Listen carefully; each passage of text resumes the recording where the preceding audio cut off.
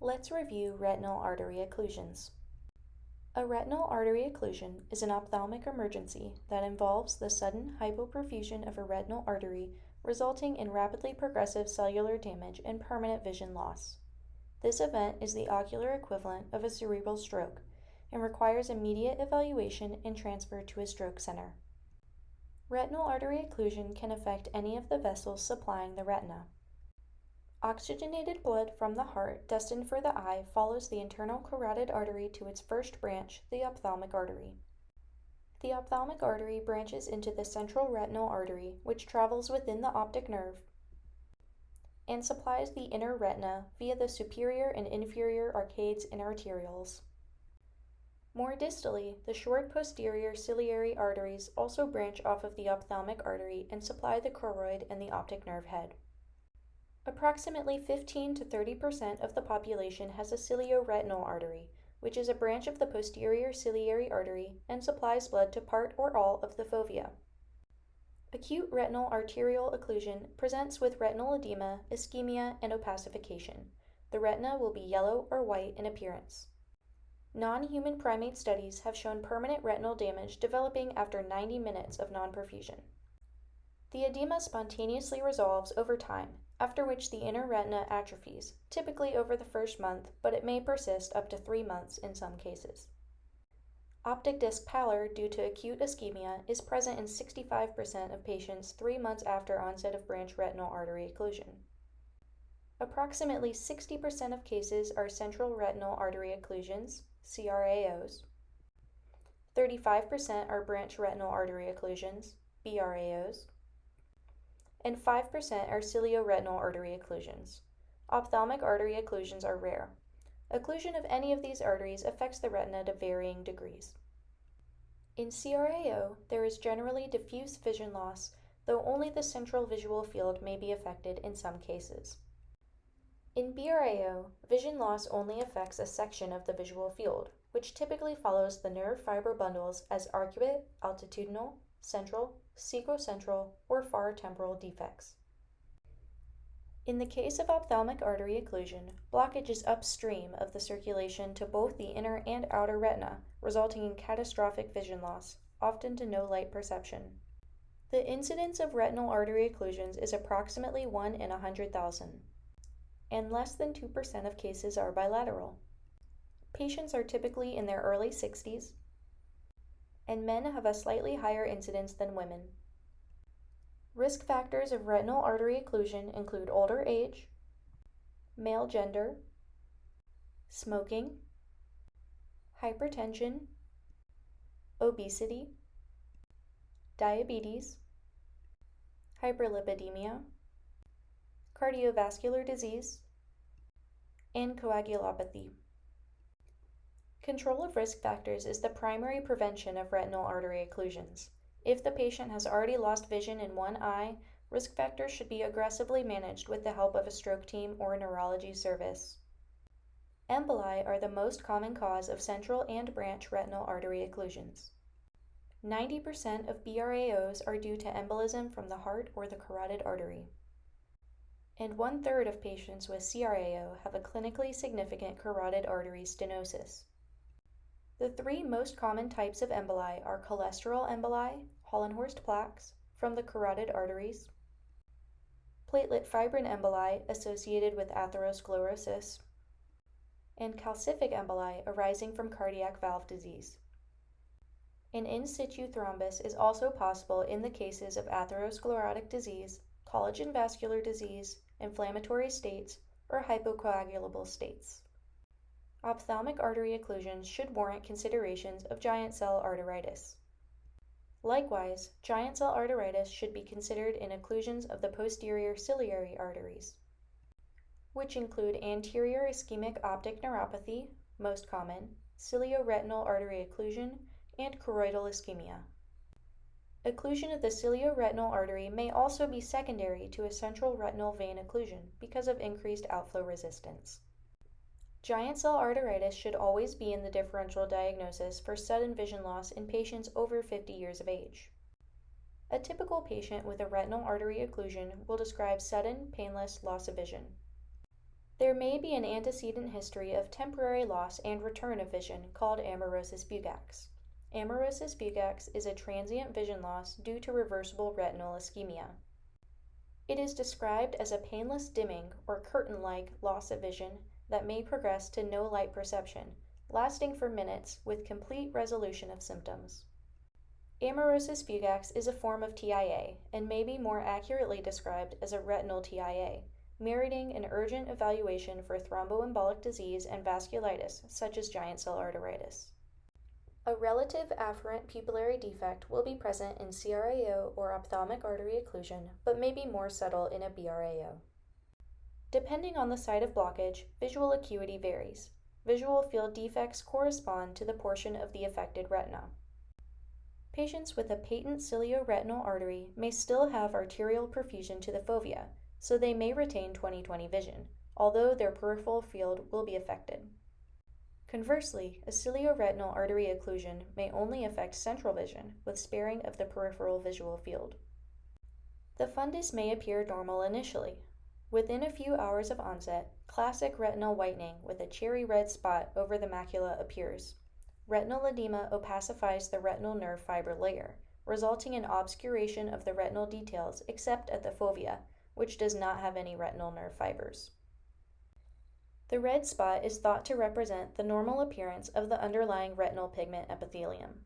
Ophthalmic artery occlusion has no cherry red spot. A higher degree of edema is associated with a worse prognosis. Retinal arteries are often attenuated and may show sluggish segmental blood flow, called boxcaring. This patient has a left CRAO with two patent cilio-retinal arteries, marked 1 and 2. A cherry red spot is present, and the arteries demonstrate boxcaring, indicated with stars. The lesion causing the occlusion may be visible. Cholesterol emboli are called Hollenhorst plaques and account for 46 to 80% of all retinal emboli. They often lodge at branch points and appear bright yellow or orange. Calcium emboli appear white and often come from the cardiac valves. Platelet and fibrin plugs appear dull white and can span several optic disc lengths. Other less common emboli materials include talc, malignancy, fat, and infectious material. Over the course of a month, the retina becomes atrophic. Chronic signs of RAO include pale optic disc, thinned retinal tissue, attenuated vessels, retinal pigment epithelial modeling, and severely decreased vision. Artery-to-artery anastomoses may be seen in the case of BRAOs and can be mistaken for neovascularization vessels. Diagnosis can typically be made without further imaging. However, the diagnosis can be confirmed with fluorescein angiography or electroretinography. Fluorescein angiography will reveal a delay in filling of the arteries or a delay in arteriovenous transit time. Delayed choroidal filling indicates occlusion of the ophthalmic or carotid artery.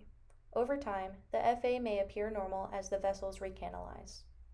Electroretinography, ERG, will show a small or non-existent B wave, negative B wave, due to inner retinal ischemia and the loss of middle retinal function. ERG may also appear normal despite poor visual acuity if the vessels recanalize and middle retinal function is preserved. OCT will show hyperreflectivity and thickening of the affected retinal layers in the acute stage. After 6 weeks, it will show retinal atrophy or thinning. Older patients should receive an embolic workup, including echocardiography, ECG and heart monitoring, and carotid ultrasound. Patients older than 50 with suspected giant cell arteritis should undergo laboratory testing, including an ESR, CRP, and CBC with platelets. These patients should be immediately started on corticosteroids for 6 to 12 months and receive a temporal artery biopsy within 2 weeks of starting steroids. Patients younger than 50 should receive a vasculitis and hypercoagulable workup, including labs for antiphospholipid antibody syndrome, autoimmune conditions, inflammatory disorders, and other hypercoagulable states. Consider Susak syndrome in a patient with multiple BRAOs and ask about hearing loss or stroke-like attacks.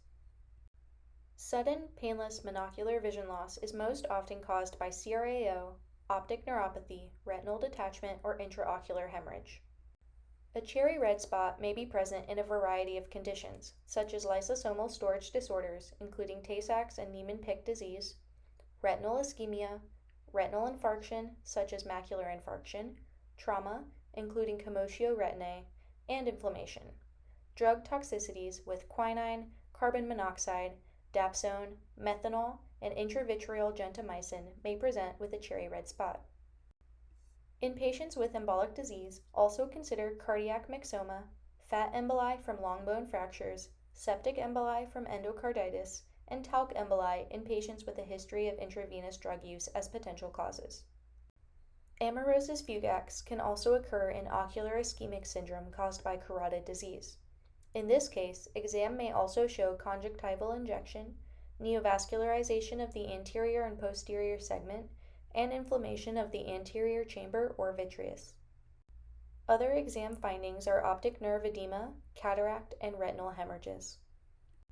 The management of retinal artery occlusions involves identifying the site and cause of vascular occlusion and preventing future occurrences.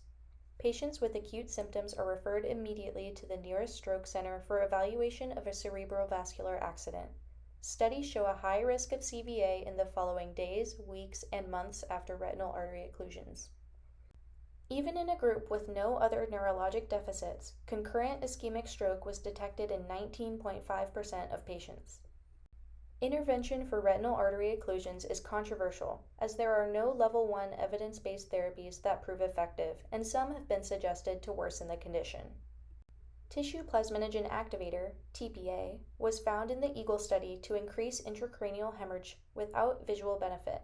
However, many patients in these studies presented outside of the advised 4.5-hour treatment window. AHA guidelines advocate for early evaluation and triaging of RAOs to emergency medical attention. IV TPA may be effective and can be considered if the patient has no major contraindications and is within the 4.5-hour window. Ultimately, treatment is a team decision using risk-benefit analysis and informed patient consent. Currently, TPA is administered to 5.8% of patients admitted with CRAO in the United States. Conservative therapies are aimed at dislodging the occlusion and lowering intraocular pressure. Conservative options include ocular massage, IV mannitol or acetazolamide, and paracentesis of the anterior chamber. Other treatments proposed are increasing the carbon dioxide concentration to induce vasodilation or supplemental oxygen to increase perfusion through choroidal circulation. Studies have shown these therapies may lead to worse outcomes than no intervention. An exception that necessitates treatment is giant cell arteritis. If giant cell arteritis is suspected, these patients should be immediately started on high-dose corticosteroids and confirmatory testing should be performed, as they will require prolonged immunosuppression, often co-managed with a rheumatologist. In some types of retinal artery occlusions, like CRAO, neovascularization may develop on the retina, iris, or iridocorneal angle. Recent studies report an incidence of neovascularization around 16 to 18%. This development merits treatment with panretinal laser photocoagulation. Ophthalmic artery occlusion results in catastrophic vision loss, usually to no light perception. Visual loss with CRAO is usually severe, and the prognosis is strongly correlated to the degree of retinal edema. 80% of CRAO patients have a final visual acuity of counting fingers or worse.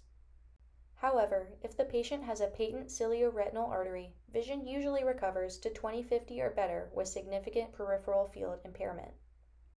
Visual loss with BRAO may recover to 20/40 or better. In summary, a retinal artery occlusion is an ophthalmic emergency resulting in rapidly progressive cellular damage and permanent vision loss.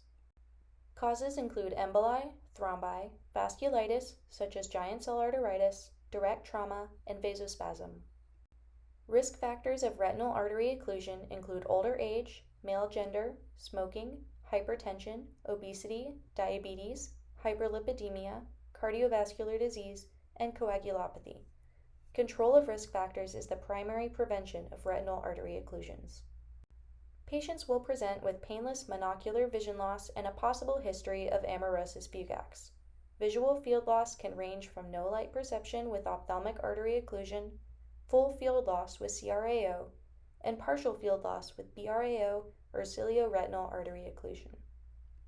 Diagnosis is made clinically with fundoscopy. The retina will appear pale and opacified with a cherry red spot. Arteries may look attenuated with sluggish blood flow called box scarring. If an embolus is the cause, the blockage may be visible as a yellow or orange embolus at a branch point, a Hollenhorst plaque, a bright white embolus, a calcium plaque, or a dull white platelet fibrin plug. Acute OCT findings include intraretinal edema and hyperreflectivity. Chronically, OCT will show retinal atrophy. Once identified, patients should be immediately referred to a stroke center. Although there is currently no Level 1 evidence to support TPA administration, consensus statements suggest that it may be useful if administered within 4.5 hours. Thanks for watching! If you found this review useful, please like this video and subscribe for more content. If you'd like to see more reviews like this, consider becoming a Patreon supporter. Until next time, happy studying!